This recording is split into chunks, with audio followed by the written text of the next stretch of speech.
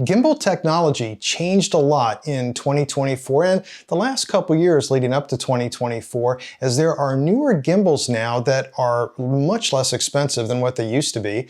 They're a lot lighter, they're smaller, they provide better stability, they can carry even heavier payloads than some of the older, bigger gimbals that were a lot more expensive. So now there's a lot of gimbals that are on the market to choose from, but a lot of those are now overkill. So what I want to do in this video is I want to narrow in on two specific gimbals that don't cost very much, provide exceptional stability, and can support most modern camera lens setups as well. So I'm going to be talking about these two gimbals in this episode, which are the Zhiyun Weebill 3E and DJI's RSC2. Both are small but powerful gimbals, but I'm going to focus more on Zhiyun's Weebill 3E since I'm now leaning toward that for my top recommendation, but that gimbal still isn't perfect. I want to show its advantages and disadvantages then compared to the RSC2. So as a full disclaimer, first, I did get a free gimbal from Zhiyun to do a review, but as you know from my other reviews, that doesn't matter because I do not allow companies to give their approval before I post a review of any gear. That's something that a lot of YouTubers are required to do. That's why they get their free gear, and that's also why then their reviews tend to be biased. That is something I completely refuse to do, so Zhiyun has not seen this video yet, and neither has DJI. So with that in mind, let's now dive into the review of the Weebill 3E compared to that DJI RSC2. So let's start with some of the basics and work our way up from there. Eventually, let's get into then seeing how smooth either one of these gimbals are. Now you can see there's a definite difference in size compared to the Weebill Cineppeer 3E. The Weebill 3E, that's this one that's gray over here on the right, compared to the DJI Ronin SC2, also known as the RSC2. Now they have different cameras that are mounted on here, but both of them actually can balance the same. I'm going to get into the various camera combinations for different brands, including Sony, Canon, Nikon, and Lumix in here in just a second. But first you can see there is a definite size difference in here. It makes it a little more portable when taken along the Cineppeer Weebill 3E, and they both have, not shown here, but the typical tripod that would be mounted on the bottom that you can use as a handle. And that's this little guy here, and there really isn't much difference between the two when you have that, but this works as the extra handle for your other hand. But other than the size of it, the price is definitely different.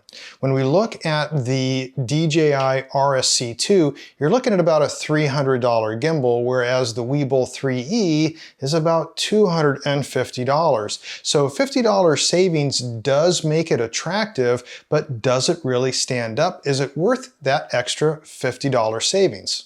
And that's something that I'll talk about more throughout this review. Now, as far as the load limit, they both are basically the same. There is no difference. We're looking at 3 kilogram load on either. That's almost 7 pounds. It's about 6.6 pound load limit. Now that might not seem like a lot when you're looking at other specs from other gimbals, but it really is a lot. So take for instance the Lumix GH5 II, that's about a 1.5 pound camera, and that little Laowa lens on there is just 0.3 pounds, so that's not even 2 pounds, basically about 2 pounds on that Lumix combination. Taking a look, if you were to use a Sony a7 III, well, very popular camera, that's still with a battery just about 1.5 pounds, and a Laowa lens like I have here on this Nikon mounted, that's 1.5 pounds, so that's only 3 pounds with that entire combination.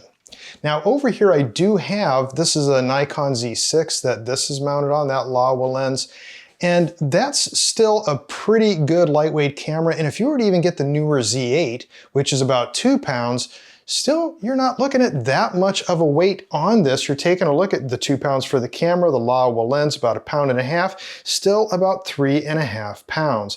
So you're still not even about, just about halfway on the load limit that it's rated at on either one of these gimbals. So you can still use heavier lenses or possibly even use an external monitor if you wanted to.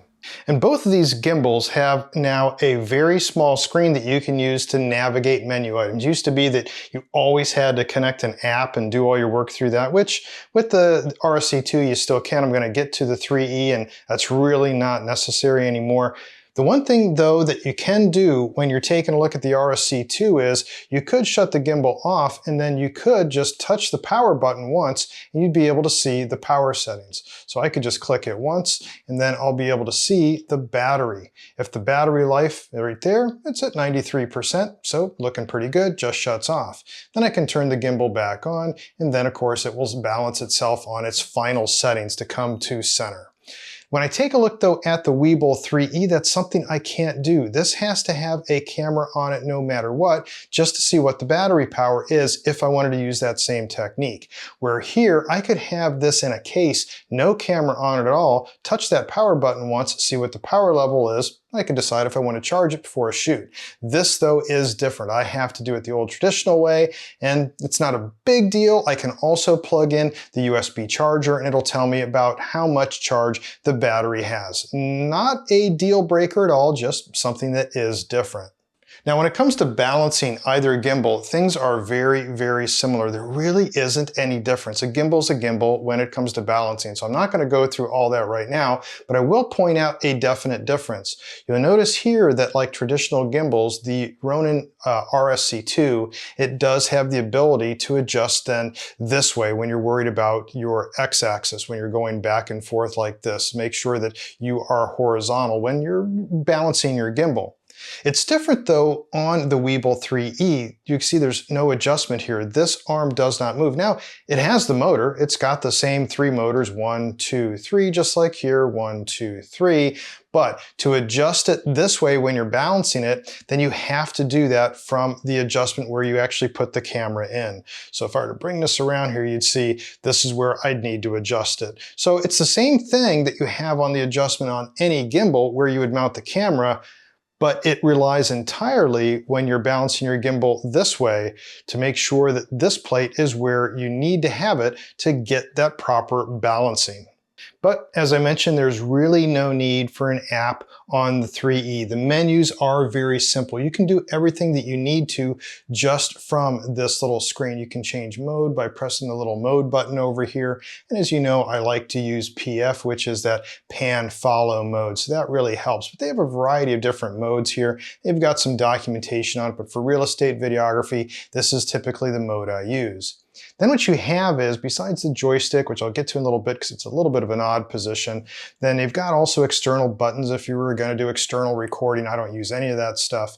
But when you want to go to set this up, there's a little menu button on the side. There's the power button. If I click the menu button, then the menus are very simple. So for instance, they've got this little wheel, and if you turn this wheel, then you can navigate, and then you can go and press on something. So I could go into, for instance, the motor, and I could press on that, and then you can see that I've got auto. So I can do a lot of other stuff here, like for instance, auto tune. I could click on that, and then I could just go into auto tune, and it'll start doing this little thing, shaking the camera. It's kind of neat how it's got its little shockwave thing showing what it's doing on there. And then when it's done doing its auto tune, that's basically it. This thing is set up and ready to go. But there were some fine tuning things that I needed to do.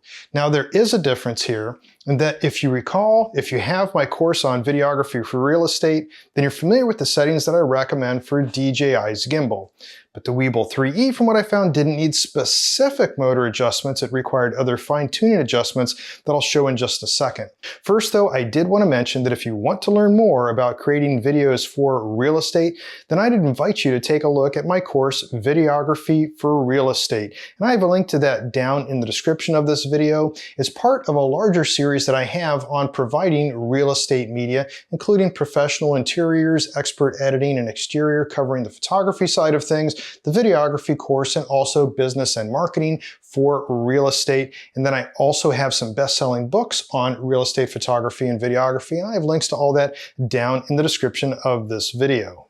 Now, besides doing the auto tuning, which I did here, you can go back a menu and get to some of the more fine-tuned things. You can adjust some of the custom levels and all that. I didn't find a need to do that. It's other adjustments here that I want to show you. What you do is you press the menu button to go back a menu, and you can see I'm back here.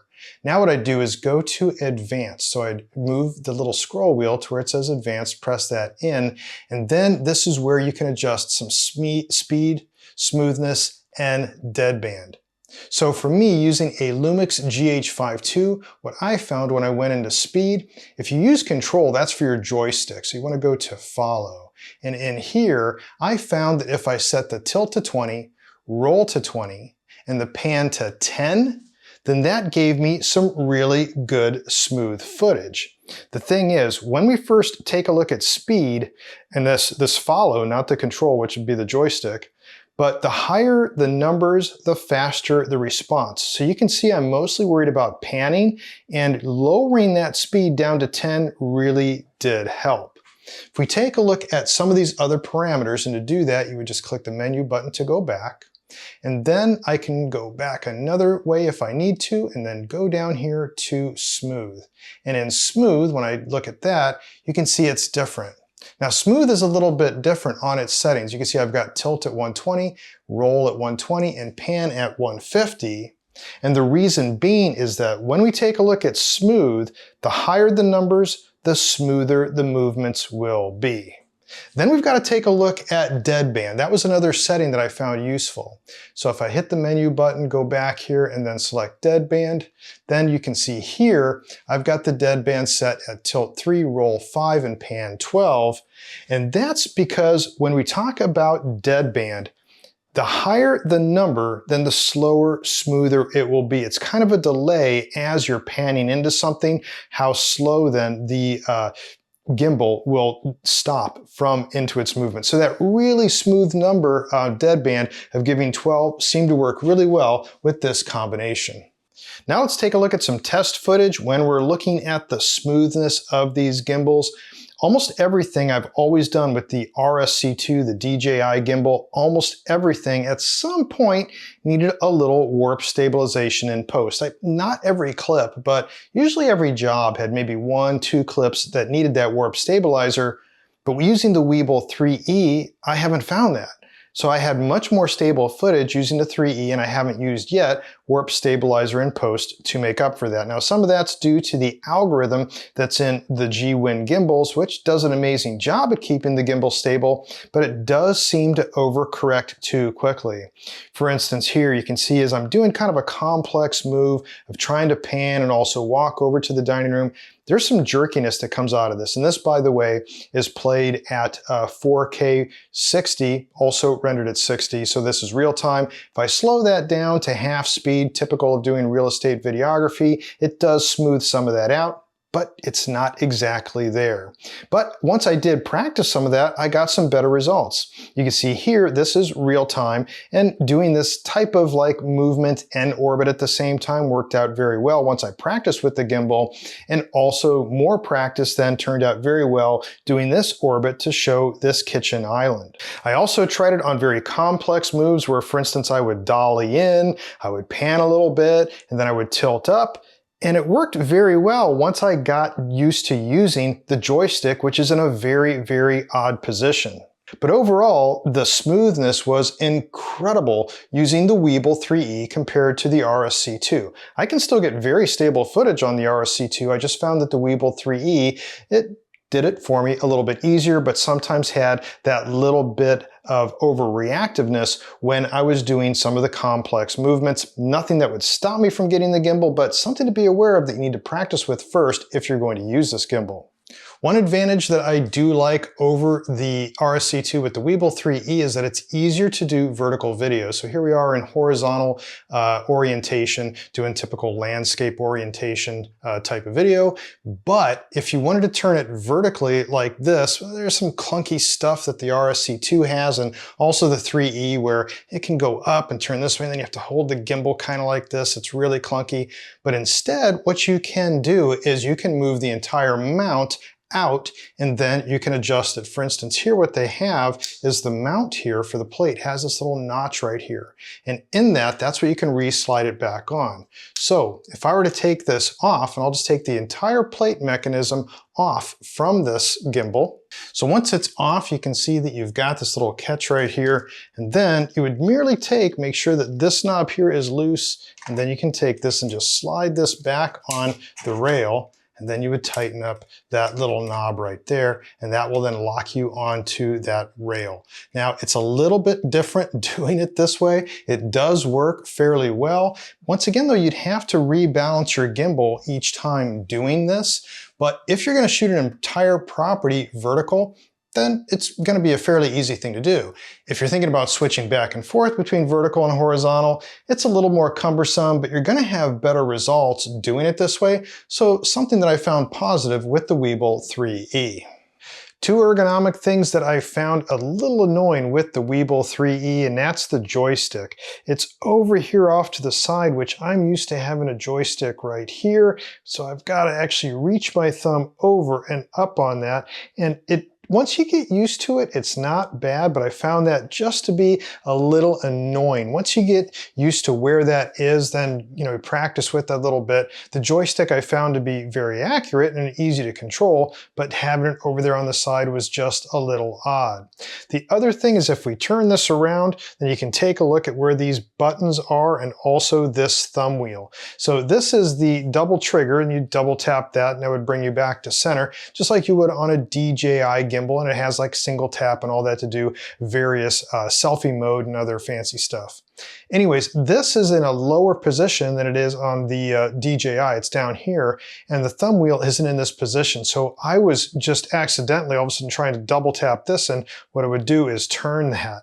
And if you turn that, then the gimbal by default will start tilting and doing some funny stuff. So another thing to get used to, it's nice to have this thumb wheel right here once you get used to using it, and you can assign it to various things also, which is really cool.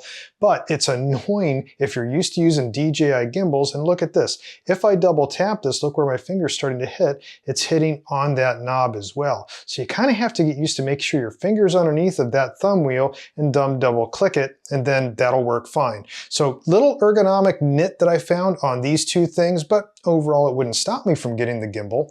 They do have something called the Master Move Sling Grip with a wrist rest that's supposed to help with ergonomics. I really don't find this useful in a small gimbal like this.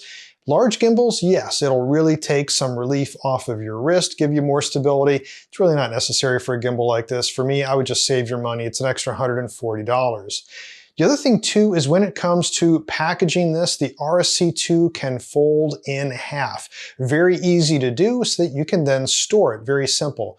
The Weebill 3E can't, most gimbals can't actually. So like other gimbals, you have to put it in a case and then maybe have to readjust some of your arm settings. But I was able to get the Weebill 3E into a Pelican case without having to move my arm, so I don't have to rebalance it every single time I set it up. Next, I'd like to talk about some of the cons of these gimbals. Something else really not talked about yet in this review. The first one is when it comes to any of Zhiyun's documentation, I really find it lacking. They provide almost no instruction on how to set up their gimbal, how to balance it, how to work with it, all the various modes, and when they did provide the documentation, I found it inaccurate and outdated, probably copy and pasted from older gimbals. Now, it's not a big knock. It wouldn't stop me from buying a Weebill 3E, but I had to go online and find a lot of other YouTubers that were showing instructions on how to set this up. Now, if you're used to using a gimbal, probably even from DJI or whatever, you're going to find this very easy to set up. The Weebill 3E won't be a big leap to do it, but Zhiyun really needs to up their game in the documentation area. If, by the way, you would also like me to go through step by step with the Weebill 3E, leave me a comment below and I'll give some consideration to maybe making a full-length video of all its features and how to use everything in the Weebill 3E. Another thing with the Weebill 3E compared to the RSC2 is that it does seem to be just a little chintzier in some of the make. It's not a knock on it because it does a very good job. But when you're working with the RSC2, it's just full metal. It's still very light, but it just seems to be more solid. But that still doesn't help the DJI more than the Weebill. In fact, one of the things I found was with the Weebill 3E compared to the RSC2, I never had to use any warp stabilization in post at all. The stabilization was exceptionally good with the Weebill 3E compared to the RSC2, and is why I'm starting to use it right now, at least, for a lot of my real estate shoots. I'm just finding it to be a better gimbal overall. The one thing though that I did have to be very careful of was that it did seem to overreact a lot of times when I was doing complex movements. A lot of this is probably because of the algorithm that can't be changed inside of the Weebill 3E, which is controlling most of its stabilization. Now you can change and tweak some of the parameters like I showed earlier, and that can also work very well. But as I also showed in the video, as long as I was able to practice and get some of that complex movement, panning, all that down pat, then the Weebill 3E worked out very well. And once again, that good stability out of it made it definitely up here compared to down here with the DJI RSC2. A lot of the other features though are really just fluff. They really are just apples to apples when it comes to comparing the RSC2 to the Weebill, but I do nudge a little bit higher to the Weebill, which then, in conclusion, what is my recommendation? If you don't have a gimbal yet and you're just starting to get into videography for real estate, you might want to consider the Weebill 3E. It is a really good gimbal. It does provide really good stability, so it can compensate for any shortcomings you have in doing some of your ninja walks, some of your cinematography movements that you have. So it can be good. If you have another type of gimbal, whether you have the DJI RSC2 or you've got some other older gimbal, if it's working well for you, there's really no need to run out right now and buy yourself a Weebill 3E. But if you're finding that you're doing a lot of stabilization in post, like using Warp Stabilizer in Premiere Pro, then you might want to give this a try. Give the Weebill 3E a shot because it can probably handle the camera lens setup that you have right now, and it does a great job at stability for a price that really can't be beat. So will I be using the Weebill 3E going forward? For now, yes. I'm going to keep using it over the next span of time until it starts giving me problems, which so far it hasn't. We'll see how long the Weebill 3E lasts compared to other DJI gimbals that I've been using over the years, and as that happens, I'll have another review video and I'll keep you posted.